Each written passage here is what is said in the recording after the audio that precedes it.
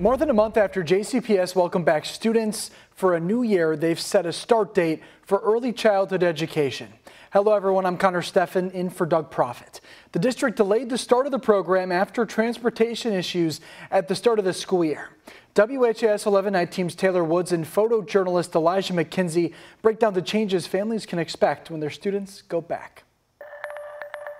I just been waiting, by the phone to see when my child can start school. Jalen Smith has waited anxiously to see when her daughter will return to Duval Education Center. Today she found out as JCPS announced all early childhood locations will open on Monday, September 25th. It's very frustrating to her. She really don't understand because she's 4, but yeah, she's missing the interaction. But with the district's transportation challenges, there will be some changes. Early childhood students who have special needs and have transportation in their individual education plan or IEP can receive transportation starting September 25th. All early childhood students with special needs can have transportation beginning October 9th. Transportation will be available between 10:30 a.m. and 1:30 p.m. Early childhood students who do not have an IEP are not eligible for transportation. It's just a very unfortunate situation that, I have to choose either one of those, pick up or drop off, and then have to call on other people to help. In an effort to help, JCPS says they're working on a plan to provide families with a monetary stipend for transportation. Clearly acknowledge it's an inconvenience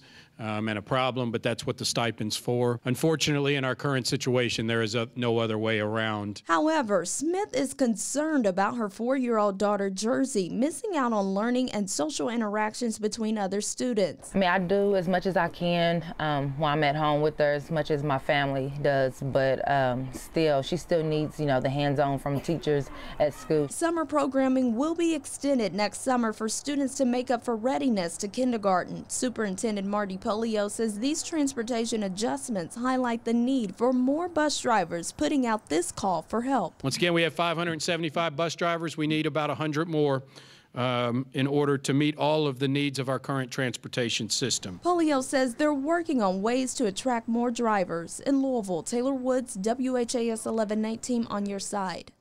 Now, JCPS will offer a $5 an hour raise for drivers if an early childhood route makes their route more challenging.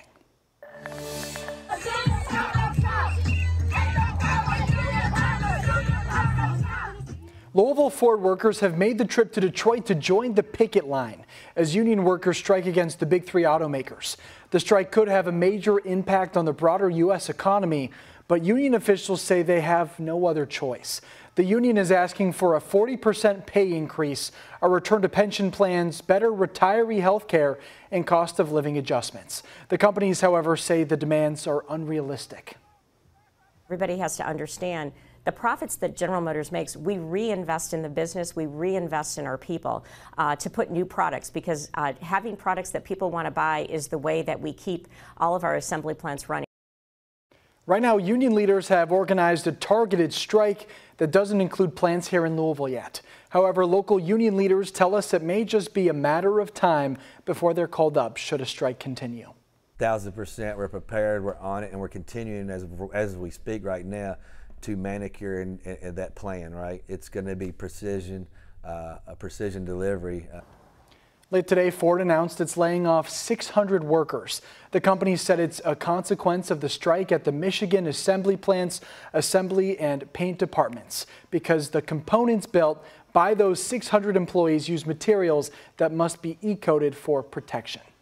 Louisville Metro Police have arrested a man in connection with the deadly shooting taking place outside Southern Restaurant in downtown Louisville last month. In court documents, detectives say 38-year-old Arthur Simpson came to the homicide division on August 30th and turned in the gun used in the shooting. In a tape statement, police say Simpson told them he was working as a security guard at the restaurant and was the male shooter captured on surveillance video. 2 people were killed and 4 others were injured in the shooting on August 27th. In a post on Facebook, LMPD says despite an arrest, the case remains open. New tonight, friends and family of 26-year-old Demetris Dearden Danzy are remembering the young life taken too soon. He was killed late Sunday in a hit and run in Shively. Sharing stories of the man they've called 5, describing him as the life of the party. It was a chance for loved ones to reflect before saying a final, yet temporary, goodbye. A moment, not for goodbyes. So we're not saying goodbye, but see you later. See you later. It was an intimate gathering for 26-year-old Demetris Dearden Danzy. He walk up to anybody, hey, what's your name? You know, he was a good little dude. Can't nobody replace him, man. He's one of a kind. The sentiment just as present today out front Dearden's old work, Miller Times Barbershop, owned by Mark Miller. Miller says Dearden worked for him starting in 2018. I cried pretty hard, yeah. But I said I wasn't gonna cry, so I'm not gonna cry. I'm gonna hold him back, I'm gonna hold him in, because I've already cried enough, so. But I'm gonna miss the little guy, it hurt me bad. D died late Sunday in Shively after police say 37-year-old Joseph Martin hit him with his car. Martin now faces vehicular homicide charges and charges of leaving the scene of an accident. I'm just glad they caught the guy that was responsible for running over him like that. Still, a hole will remain forever in the hearts of those who come in and out of this barbershop. He always brought good energy. He always give you a good laugh. And no matter what he was going through, he was always in good spirits. Just want to celebrate his life, 26 balloons, and maybe I'll see him again. Because for this grieving family, there's solace in knowing it's not a goodbye, but a see you again. The family is raising money on GoFundMe for D. If you're interested in donating, you can head to our website, WHAS11.com.